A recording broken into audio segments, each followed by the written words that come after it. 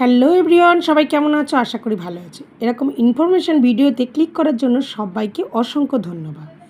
তো অনেকেই আমাকে ফোন করে জিজ্ঞাসা করছে, দিদি আধার কার্ড তো আপডেট করেছি, তো আবার অনেকে জিজ্ঞাসা করছো যে আধার কার্ড আপডেট করেছি, কি করতে হবে কি হবে না, তা সেটা আমরা কিভাবে চেক করব। তো চলো এরকম ভিডিও তোমাদের স্টেপ বাই স্টেপ আমি দেখিয়ে দেব। তোমাদের আধার কার্ডটা আপডেট করতে হবে কি না হবে সেটা তোমরা জাস্ট এই ভিডিওর মাধ্যমে কিন্তু বুঝতে পারবে। তো চলো আপনাদের সাথে পুরোটা আমি শেয়ার করতে থাকি। আর যেটা সবথেকে গুরুত্বপূর্ণ সেটা হচ্ছে আধার কার্ডে কিন্তু যেটা আপডেটেড একটা লিমিটেড ডেট দিয়ে দিয়েছিল সেটা কিন্তু আবার বাড়িয়েছে। তো চিন্তার কিচ্ছু কারণ নেই। তবে এই কদিনের মধ্যে যদি আপনারা আপডেট করে নিতেন তাহলে কিন্তু আপনাদের ফ্রি অফ কস্টে হতো। যাই হোক, ঠিক আছে, ডেটটা তো বাড়িয়ে দিয়েছে, চিন্তার কোনো কারণ নেই। চলুন স্টেপ বাই স্টেপ, আর বেশি কথা না বাড়িয়ে স্টেপ বাই স্টেপ আপনাদেরকে দেখিয়ে দিই। তো চলুন, এটা হচ্ছে আমার ফেসবুকের পুরো ইন্টারফেসটা, দেখতেই পাচ্ছ।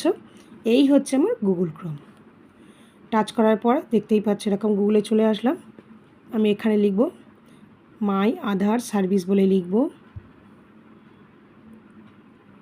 অটোমেটিক চলে এসছে। আসার পর আমরা এরকম একটা ইন্টারফেস চলে এলো, ক্লিক করলাম।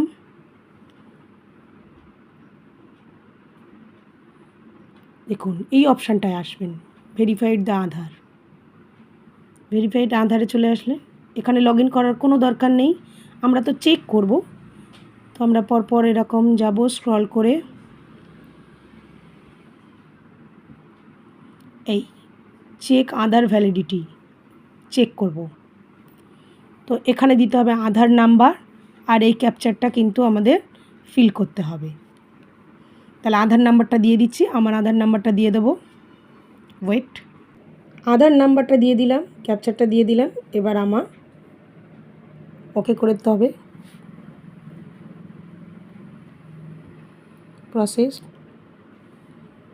দেখতেই পাচ্ছ, এরকম একটা ইন্টারফেস চলে আসবে। মানে আমার আধার কিন্তু আপডেট আছে, ভেরিফাইড করা আছে।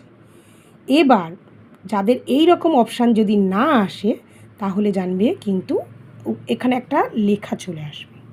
সেই লেখাটা তোমাদের আমি অবশ্যই শেয়ার করে দেব। তাহলে আশা করি তোমাদের বোঝাতে পেরেছি।